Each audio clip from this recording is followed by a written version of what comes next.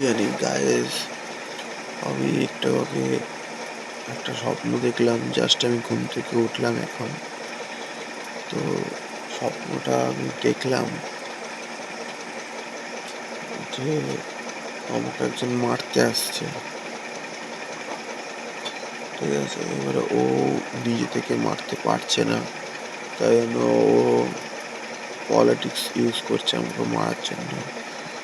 বিভিন্ন লোককে রাস্তায় যেতে যেতে লোকজনদের ইউজ করছে আর আমাকে মারতে পাঠাচ্ছে।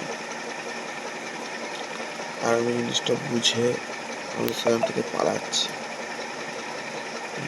কিন্তু আমার লুকানোর জায়গাটা, প্রতিবার আমি লুকানোর জায়গাটাকে চেঞ্জ করতে পারছি না। সেই পুরনো লুকানোর জায়গায় ধরো যেতে যেতে, রাস্তায় যেতে যেতে একটা লুকানোর জায়গা আমি তৈরি করেছি। খারাপ হোক ভালো হোক সেটা আলাদা ব্যাপার, কিন্তু সেই লুকানোর জায়গাটা তৈরি করেছি।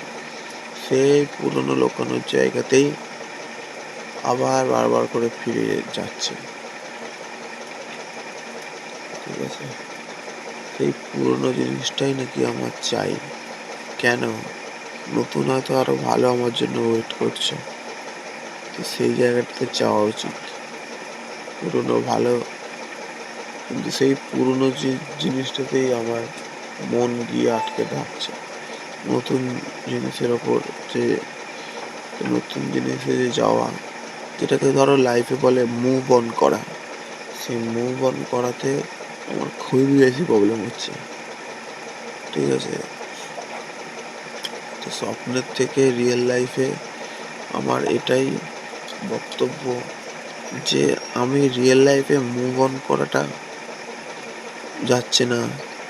ঠিক সেরকম স্বপ্নেতেও আমার সামান্য, আমি যদি পালাই কোথাও থেকে কোথাও, তাহলে তো আমাকে তো মুভ অন করে যেতে হবে লুকানোর জায়গাটাও।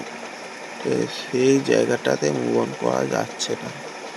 এই যে একটা প্রবলেম হচ্ছে, তার জন্য ওই জায়গাটাতেই প্রবলেম হচ্ছে, মুভ অন করতে পারছি না।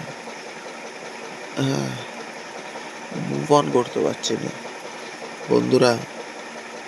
তো এই মুভ অনের জায়গাটাতে যদি কিছুভাবে যদি মুভ অনটা করতে পারতাম নিজের লাইফে, তাহলে আর একটু সুবিধা হতো।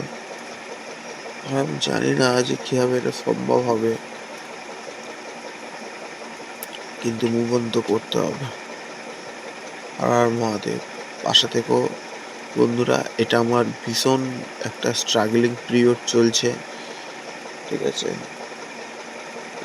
এত বেশি ডিপ ডিপ্রেশনের মধ্যে আমি রয়েছি।